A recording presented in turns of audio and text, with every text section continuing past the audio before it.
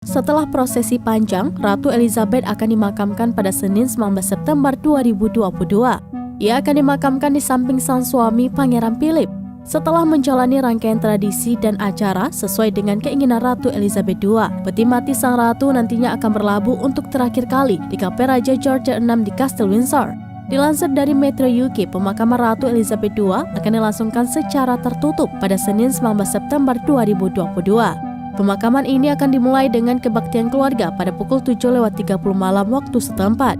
Kemudian diikuti dengan upacara pemakaman besar di pagi harinya. Ratu Elizabeth II akan dimakamkan bersebelahan dengan sang suami, Pangeran Philip yang berpulang 1 tahun 5 bulan lebih dulu. Sang suami yang dideskripsikan oleh Ratu sebagai kekuatan dan rumahku. Peti mati Pangeran Philip atau Duke of Edinburgh akan dipindahkan dari Royal Vault ke Kapel Memorial untuk kembali bersatu bersama sang istri.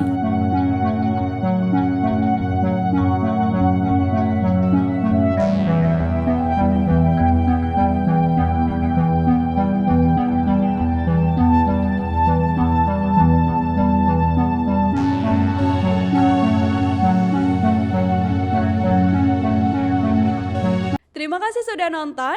Jangan lupa like, subscribe, dan share ya.